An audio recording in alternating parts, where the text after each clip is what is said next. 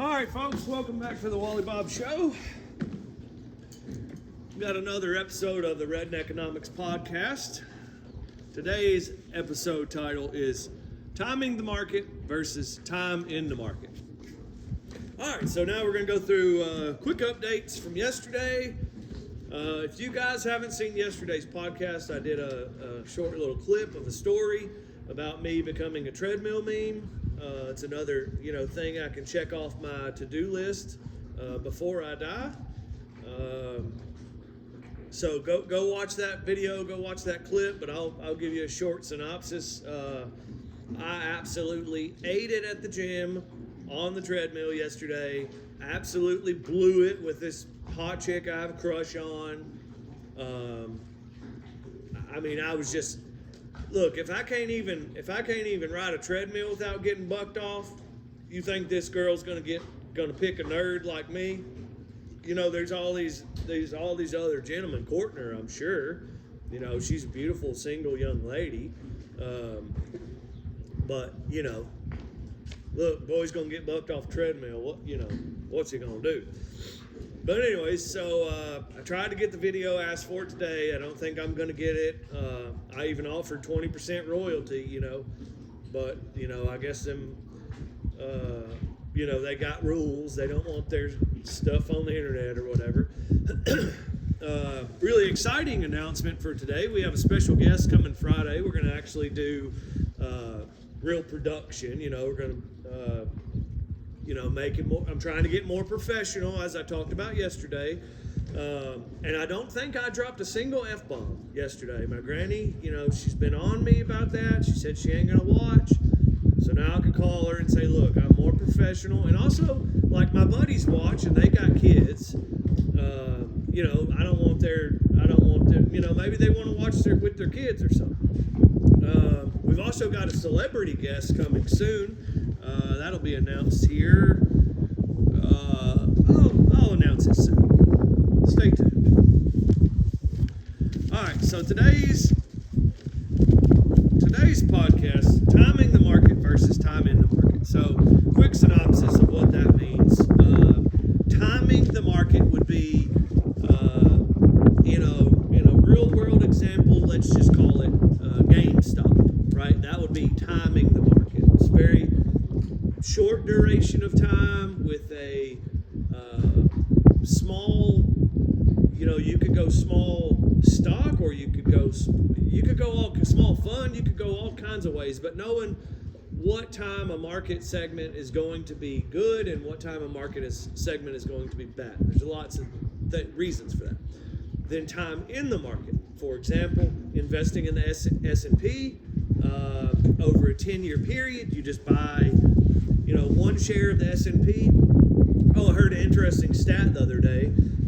Back in I think it was like the 1950s or something, it took the equivalent of 20 labor hours to buy one share of the S&P. Today, it takes 170 labor hours to purchase, and this is like averaged over, wages and, average labor hour, right? The equivalent would be 170 hours to buy one share of the S&P. So that should tell you something about inflation and devaluation of labor. So time in the market would be buying the S&P 10% over a 10-year period, and just, you go with the ups and downs, you make it 40 years in the market. 2008 doesn't seem so bad, right? If your time in the market is 2008 and you just happen to be investing all of your money in 2007, when everything's good, because you get this really good feeling sensation when the market is doing good, and you're like, I want to buy, and that's the wrong time to buy. When you feel good about buying, that means the market is at the very top, and you should not be buying. You should be sitting on your hands and waiting, and buying gold until the market crashes. Then you buy. You go cash in your gold for way more money than you bought it for. Then you go and buy all those stocks that are now down low. So, anyways, two different schools of thoughts. I'm going to talk about how to apply each strategy effectively, or at least attempt to. talk about a micro versus a macro scale. So, in my opinion, you can't do the macro, or I won't say you can't, but you shouldn't do the micro without knowing the macro and doing the macro first. So, what is the macro? The macro is the S&P, and micro would be one single share of, let's say, Sportsman's Warehouse. I can give that example with some actual real life data. But the macro would be S&P, NASDAQ, whatever. And then you break it down into smaller pieces of the pie from there. You know, you can go into the 401k type Vanguard, and then Vanguard's got, you know, every different kind of fund that you can think of to invest in. And you can pick, you know, certain ones or certain retirement dates, or, you know, that's going a little bit more micro, a little bit more granular. But then all the way down to the micro level. But the dangers of that is it's well, I won't say danger, but too late, I already said danger, so we'll stick with that one. The danger of that is the amount of time you're willing to invest and being hyper-focused on geopolitical market events. When you get all the way down to the micro stock level, you have to be willing to invest a lot of time into research, keeping up to date on what is happening around the world that might affect your one single stock. You know, that's why most people say don't, you know, just buy the funds, right? Also, buy the rumor, sell the news. That's an important thing to look at. And then how to identify the rumor.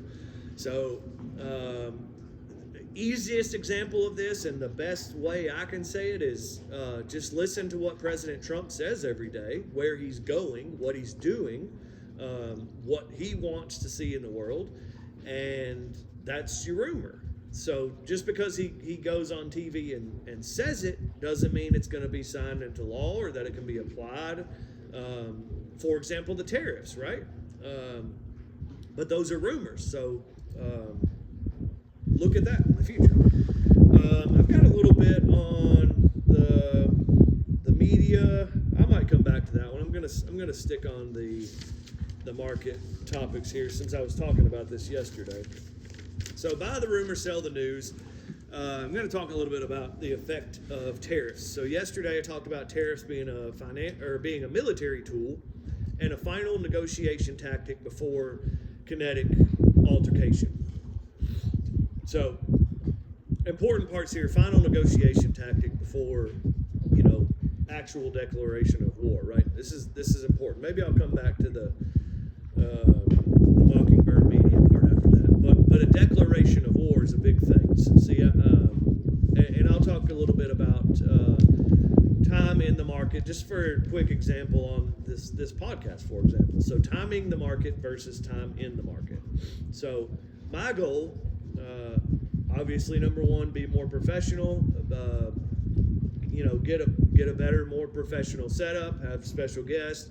Maybe consolidate to once a week. All of this stuff, but time in the market is important because it's important to practice, right? Like I can get all these ideas in my head, but if I don't try them out and consolidate them into something that's consumable, then it won't work. And then what's the point of doing it? But also timing the market, right? Like I could tell you stuff before it happens, because it's usually what I'm good at. So tariffs, military tool, and then final negotiation tactics. So why is it a military tool? If there's a trade war and goods are not being delivered or paid for, who do we send? So after the negotiations on trade war, you know, you've got China, as I said yesterday. I think they've got it up to 84% tariff on American goods. Trump just raised it to 125% today for United States. So things have changed dramatically even since yesterday, right? But I talked about that as a final negotiation tactic. So if we get to a point where China and this takes a while, folks. That's why this I'll talk a little bit about the Mockingbird media. I don't really want to, but I'll talk about it because it takes a while. There's some pre-programming that happens. It's a slow wheel, and we're just tiny little cogs and a bunch of gears. But if you're paying attention, you can kind of see what's happening, and then that's how you get good market info. So you gotta pay attention. How much time are you willing to invest? So if we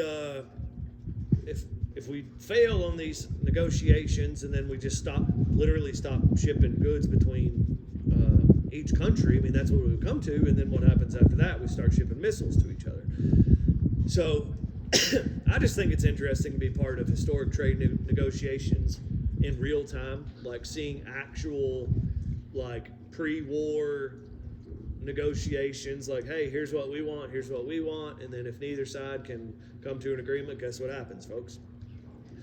Another part of this is the reason behind these tariffs. So everybody thinks that the tariffs are like, a brand new thing. Trump's just coming up with this out of his back pocket. But really, these things have been on the table for a long time, and I'm going to get you back to first principles to tell you where it all comes from and why Trump is the person that is the president that stands up and says this has to stop. If you go to what is the usdebtclock.org, if you go to usdebtclock.org, you'll see some of this data. United States debt to GDP. We are now at 133%.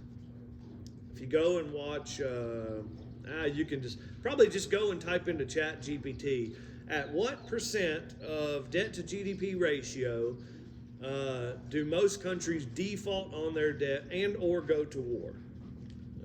The number last time I saw was 120, 130%. So we've been creeping up on it. And this has all come within the last few years, folks. United States national debt, $36.7 trillion. It was like a year ago, it was $33 trillion, I think. Tax revenue, United States, $5 trillion. Debt to GDP, or just debt, $36.7 trillion, and we're only getting $5 trillion in taxes. And man, I paid a lot of taxes before I retired. Here's the kicker, folks. Federal spending, $7 trillion. So we're at a $2 trillion deficit, and in 1 year we'll be $38.7 trillion. Debt to GDP ratio probably 140%. Or something's got to change, right? So I haven't checked the debt clock in a while, but a new edition, they have a Doge clock now, which is cool. $298 billion in savings. And that equates to $2,659 per taxpayer. Pretty cool. So, United States, if you go back to $36.7 trillion, that equates to debt per citizen, and this is just only the legal ones, $107,000. Debt per taxpayer, $323,000. Folks, we're in debt. Our debt to GDP is 133%. We're about to default. The global economy is about to be reshaped. It's going to happen. But get mad about tariffs if you want. Or prepare and pay attention. All right, or we're going to war, which leads me to the Mockingbird Media, which goes back to Project Mockingbird. Go do your research on that. So I've been going to the gym, obviously, since I face planted yesterday on the treadmill. You guys know that. Blew it with the hot chick. But anyways,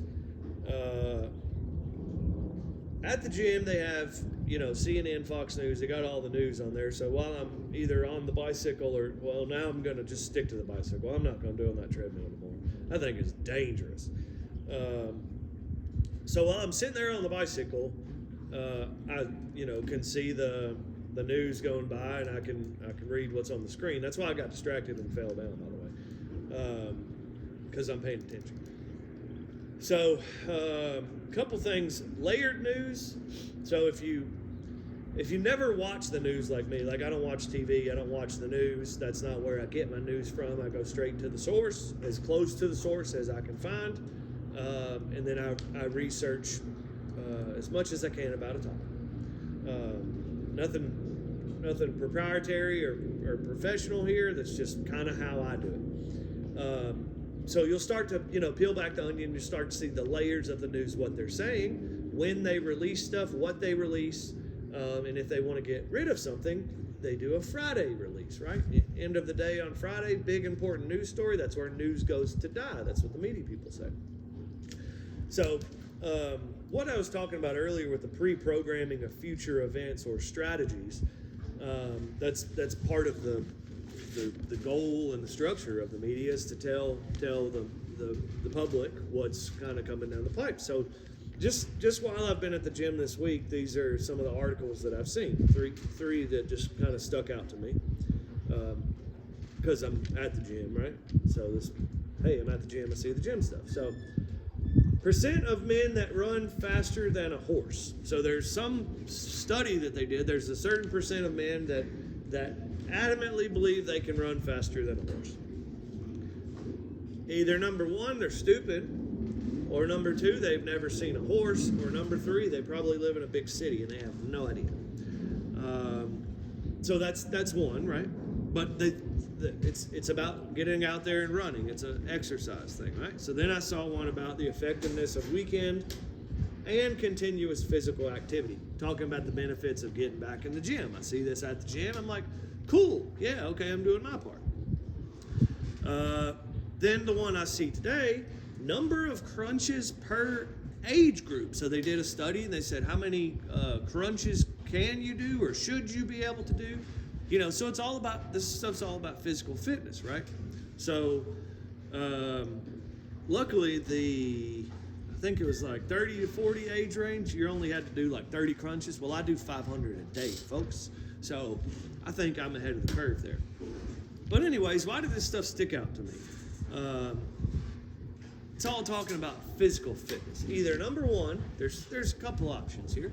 Either number one, we're gonna make America healthy again, and we're gonna get this stuff back in front of people, saying that it's good to eat good and it's good to exercise, it's good to be healthy. The media is gonna start pushing that stuff. Or number two, we're gearing up for war, folks, and they're trying to tell you, you better start doing some sit-ups and some push-ups because you're gonna have to go through boot camp. So, just some options here. Anyways, folks, thanks for sticking around. See you next time.